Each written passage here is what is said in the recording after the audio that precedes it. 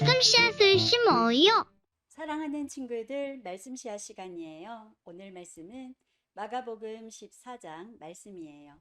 다 함께 말씀 씨앗 심을게요. 마가복음 14장. 유월절과 무교절이 되기 이틀 전이었습니다. 대제사장들과 율법학자들이 흉계를 꾸며 예수님을 아무도 모르게 잡아서 죽이려고 하였습니다. 이들이 말했습니다. 명절 동안에는 안 돼. 사람들이 소동을 일으킬 수 있어. 예수님께서 베다니 마을에 있는 문둥병에 걸렸던 시몬의 집에서 음식을 드시고 계셨습니다. 한 여자가 매우 비싼 나드 향유 한 병을 가지고 왔습니다. 그리고 병을 열고 향유를 예수님의 머리에 부었습니다. 그러자 몇몇 사람이 화를 내면서 서로 말했습니다. 어째서 향유를 낭비하는 거지? 이 향유는 300데나리온에 팔 수 있고 그 돈으로 가난한 사람들을 도울 수도 있었을 텐데. 그리고 여자를 호되게 나무랐습니다. 예수님께서 말씀하셨습니다. 가만두어라.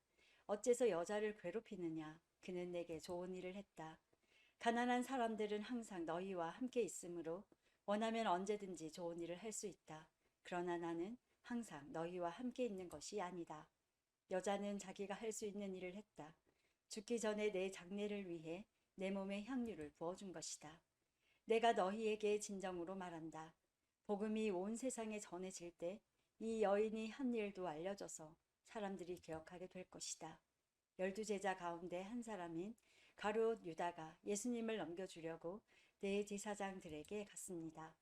대제사장들은 이 말을 듣고 기뻐했습니다. 그리고 유다에게 돈을 주기로 약속했습니다. 그래서 유다는 예수님을 넘겨줄 좋은 기회를 엿보기 시작했습니다. 무교절의 첫 번째 날, 즉 유월절 양을 잡는 날에 제자들이 예수님께 여쭈었습니다. 유월절 음식을 어디에 가서 준비할까요? 예수님께서 제자들 가운데서 2명을 보내시면서 말씀하셨습니다. 성으로 들어가거라. 물병을 든 사람을 만나면 그를 따라가거라.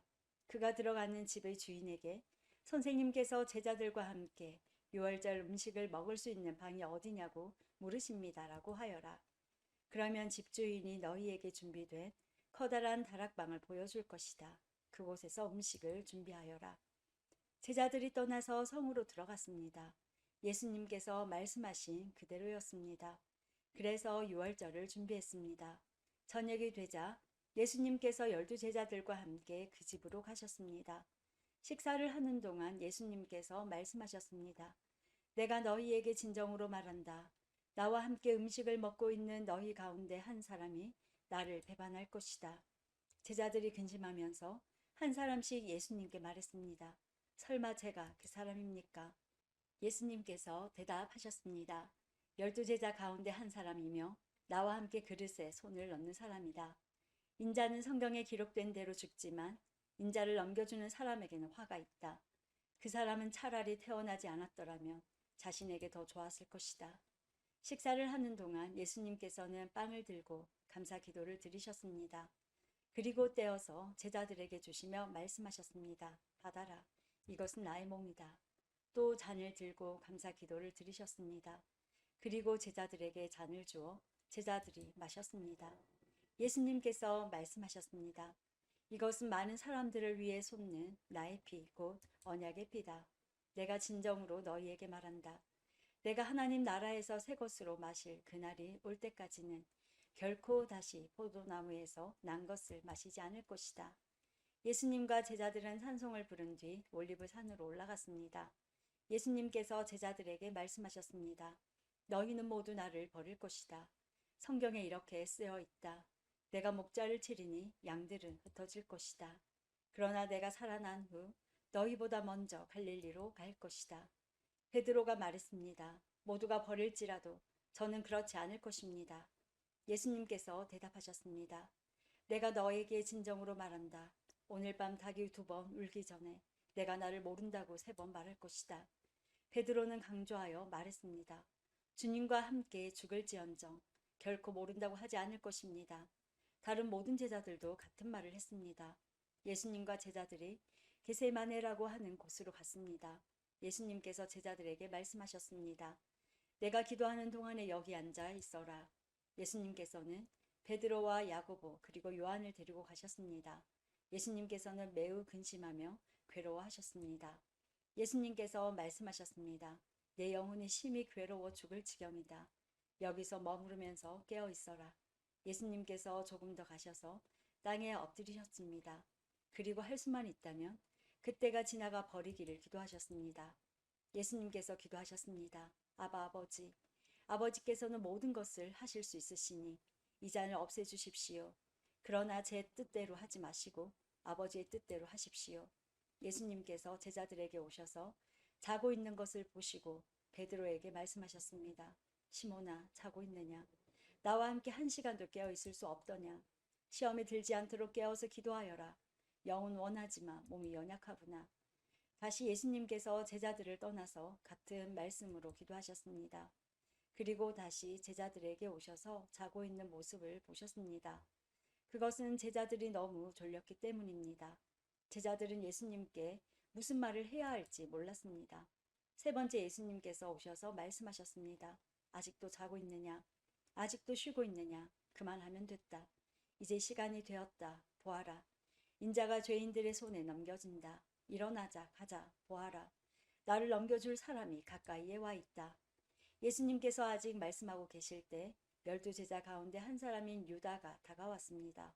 대제사장들과 율법학자들과 장로들이 보낸 많은 무리들이 칼과 몽둥이를 들고 유다와 함께 왔습니다. 예수님을 넘겨주는 자가 사람들과 신호를 정했습니다. 내가 입맞추는 사람이 바로 그 사람이니 체포하여 데리고 가시오. 유다가 예수님께 와서 선생님이라고 말하면서 입을 맞추었습니다. 그러자 그들이 예수님에게 손을 대어 체포했습니다. 그러나 곁에 있던 사람 가운데 한 명이 칼을 뽑아 대제사장의 종을 내리쳐 귀를 잘랐습니다. 예수님께서 말씀하셨습니다. 마치 강도를 잡는 것처럼 나를 잡으려고 칼과 몽둥이를 가지고 왔느냐. 내가 매일 성전에서 너희들과 함께 있으면서 가르칠 때에는 너희가 나를 잡지 않았다. 그러나 일어난 이 모든 것은 성경을 이루려고 일어난 것이다. 예수님의 제자들이 모두 예수님을 떠나 도망갔습니다. 어떤 젊은 사람이 맨몸에 옷이불을 걸친 채 예수님을 따라가고 있었습니다. 사람들이 그를 잡았습니다. 그러자 옷이불을 벗어 던진 채 벌거벗고 도망쳤습니다.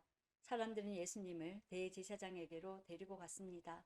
그러자 대제사장들과 장로들 그리고 율법학자들이 모두 모여들었습니다. 베드로가 멀찍이 예수님을 따라와서 대제사장의 공관 마당으로 들어갔습니다. 거기서 불을 쬐면서 경비원들과 함께 앉아 있었습니다. 대제사장들과 모든 유대 의회원들이 예수님을 죽이려고 고소할 증거를 찾으려 했습니다. 그러나 아무런 증거도 찾을 수 없었습니다. 많은 사람들이 예수님에 대해 거짓 증거를 대었습니다. 그러나 그들의 말은 서로 맞지가 않았습니다. 어떤 사람들이 일어나서 예수님에 대해 거짓 증언을 하였습니다. 우리는 이 사람이 내가 손으로 지은 성전을 헐고 3일 만에 손으로 짓지 않은 다른 성전을 세우겠다고 하는 것을 들었습니다. 그러나 그들의 증언은 서로 맞지 않았습니다. 대제사장이 일어나 그들 앞에 서서 예수님을 신문했습니다. 아무 대답도 하지 않을 것이요. 이 사람들이 당신에게 불리한 증거를 대고 있지 않소. 그러나 예수님께서는 묵묵히 아무런 말씀도 하지 않으셨습니다. 다시 대제사장이 예수님께 질문을 던졌습니다. 당신이 찬양 받으실 분의 아들 그리스도요? 예수님께서 대답하셨습니다. 그렇다. 인자가 전능하신 분의 오른쪽에 앉아 있는 것과 하늘에서 구름을 타고 오는 것을 볼 것이다. 대제사장이 자기 옷을 찢으며 말했습니다. 무슨 증인이 더 필요하겠는가? 너희는 하나님을 모독하는 소리를 들었다. 너희는 어떻게 생각하느냐? 그러자 모두가 예수님을 사형시켜야 한다고 했습니다. 어떤 사람들은 예수님께 침을 뱉기 시작했습니다. 또 예수님의 눈을 가리고 주먹으로 때리면서 말했습니다. 예언자처럼 누가 너를 때리는지 맞춰보아라. 경비원들도 예수님을 끌고 가서 때렸습니다. 베드로가 공간의 아래쪽에 있을 때 어떤 대제사장의 여자종이 왔습니다. 베드로가 불을 쬐고 있는 것을 보고 노려보며 말했습니다. 당신도 나사렛 예수와 함께 있었지요. 베드로는 부인하며 말했습니다. 내가 무엇을 두고 말하는지 모르겠다. 그리고 베드로는 입구 쪽으로 옮겨갔습니다. 그때 닭이 울었습니다. 또 여자종이 베드로를 보고 다시 한번 거기 있던 사람들에게 말했습니다. 이 사람도 예수와 한패예요. 다시 베드로가 부인했습니다. 잠시 후에 거기 있던 사람들이 베드로에게 말했습니다. 확실히 당신은 예수와 한패요. 당신은 갈릴리 사람이니까. 베드로는 저주하며 맹세하였습니다. 당신들이 말하는 사람이 누구인지 나는 모르오. 그러자 닭이 두 번째 울었습니다. 베드로는 예수님께서 자기에게 닭이 두 번 울기 전에 내가 나를 세 번이나 모른다고 할 것이다 라고 한 말씀이 기억났습니다. 그래서 엎드려서 울었습니다. 오늘도 말씀 씨앗 모두 잘 심었어요. 우리 내일 또 만나요.